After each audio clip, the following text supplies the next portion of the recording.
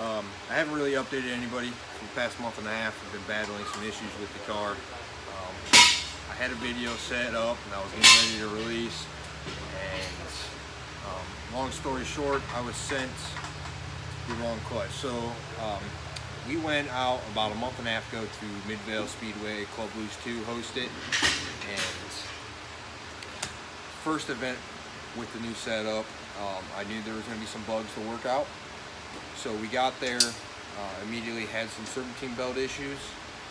Don't know what really caused it at the time. So we went and got another belt. We went back out on the track and developed a really bad clutch issue. And we got it up on stands and found out the clutch was smoked. And along with the serpentine belt problems, we found out the serpentine belt tensioner was cracked and actually snapped. So we loaded up, came back, and I went ahead and ordered a clutch rebuild kit for my Geico twin disc, and found out after about a month we got it back. We got it. It was a V160 clutch, was actually out of 2jzgte A80, which won't work for an R154. So I sent that back and ordered it through my other sponsor, Gnarly Performance, and there was some miscommunication errors between him and his distributor, and I was also sent another V160 clutch. So sent that back 2 days ago and pretty much said screw it and picked up a MVE Dogbox 4-speed transmission. And prior to the actual clutch issues, well, while I was waiting for a proper clutch, I picked up from Troy Manners, he runs Formula Drift, I picked up a bell housing, twin disc clutch, and adapter plate to go Dogbox. And I wasn't initially going to go Dogbox this soon. I pretty much just wanted to throw a clutch in it on the R154 and just, you know, have fun throughout the season, and then switch over to the Dogbox during the winter on off season. But I've already missed out a month and a half of driving. So, and a deal came up, and I ended up selling my R154 and my Geico twin disc and picked up this Dogbox. So I'll give you a little quick run around what it is. So it's an MVE 4-speed Dogbox top mount shifter, which is what I really wanted because I didn't want to remake the trans tunnel. And what was really cool about today is I just got it in. We just got the transmission about an hour and a half ago, 2 hours. This video will be uploaded later on in a couple days. But today's Monday, July, I think 10th or 11th. Lose track of days, sorry. But we actually used the old R154 drive shaft for the 350Z that I had in here previously. And I just switched it over to a Dogbox, I think it's a 29 spline slip yoke. So we got that all squared away. So the only thing I'm waiting on for now is I had to order a pilot bearing from Excessive Manufacturing, and then we went ahead and we need a Tilton 60-4120 slave cylinder, and then I can bolt the the clutch, twin disc clutch, because I picked it up off of, like I said, Troy Manners, and he gave me a competition twin disc. So we got the bell housing that he gave to me, the adapter plate, and then the flywheel's already in there. This thing hasn't started in a month and a half, so we're gonna go ahead and let the lift down and give it a quick little run. It's got a month and a half old E85, so I gotta test that too to see what's going on with that. So we'll set down this, we'll set down the car, and just give you guys a little update. I'm running a demo at Lake County, well, it used to be Lake County, sorry, it's Painesville Speedway now in Painesville, Ohio. So we're running a demo on June 23rd. They have a stock car racing, pro mod racing, we're going to go out and do that. And while we're doing that, during intermission, we're going to have a 30-minute drift session. So the goal is to get this thing fully done.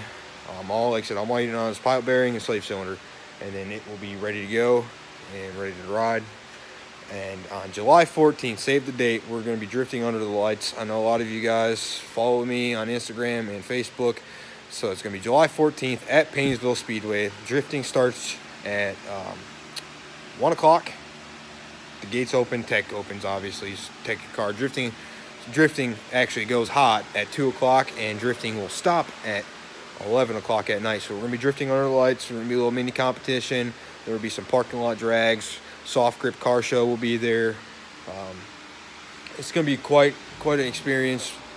This year, the track owner contacted me, and me and Scott Petty, that runs Drift Cleveland, he won't be there. He has another thing to do. They like to get the drifting scene back there. So we're going to do that. We'll send out some flyers. There'll be lots of videos be posting up about all that. So stay tuned. So we got the Tilton slave and all the AN -3 lines and fittings to run the slave to the 3/4 Willwood Master, and we're going to be putting this bad Johnny in today. Top mount MVE Dogbox.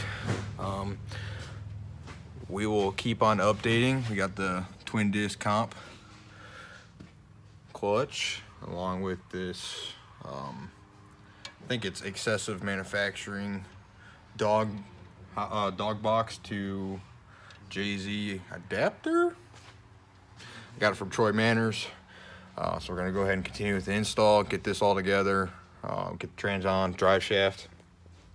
Luckily my R154 drive shaft worked perfectly fine. All I do is swap over to the provided MVE slip yoke. Same exact length, didn't have to shorten it, so thankfully for that. And all I had to do for the shifter location is just square it out right here. So OEM location, I don't know if you can see, is right here. The shifter actually goes right here. Really convenient for Dogbox transmission setups. So obviously we got that all squared away. We test fitted it, and we went with once you're installing this, just make sure it goes in and out perfectly fine. No problems there. We actually had to call Excessive Manufacturing.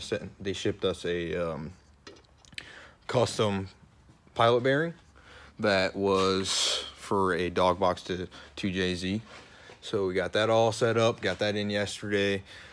Clutch was in yesterday, and we were just waiting today for the slave cylinder, so we're gonna get that all on there. We have to do the pedal stop still once that's all on, and test drive it and see how that goes. So as far as, I'm not really doing a DIY, but you know, just to give a quick example. So when we did the flywheel, you Loctite everything, torque it to spec, put the clutch on, and you just make sure this goes in and out perfectly fine with no drag, which there's no drag. So we're gonna go ahead and put this bell housing on. I was just dangling here, sorry. But then we used machined stainless steel screws, 8/8 grade, or locking washers, or locking nuts, sorry, and then just regular flat washers. And then you can kind of see the setup we got. So this is actually the bleed line because it has to be all the way up top. That's where all the air goes, and this is the feed line coming from the master. So we're gonna put this on and hope for the best. So we got the Dogbox installed, minor problems with Dion. So we got it installed, got everything fixed up, did some testing out front of the shop, and everything seemed fine. So we're headed to the local racetrack to see if it holds together. Painesville Speedway was nice enough to let us go out during intermission, and then I'll be back in a couple days, running out the track. They're letting me test even more, so that's the cool thing about clips to this whole video of the vlog of what happened and why we went to a Dogbox and what happened to the R154 drivetrain, so on and so forth. So yeah, we're headed to Painesville Speedway. I'm going to test it out and see how it goes.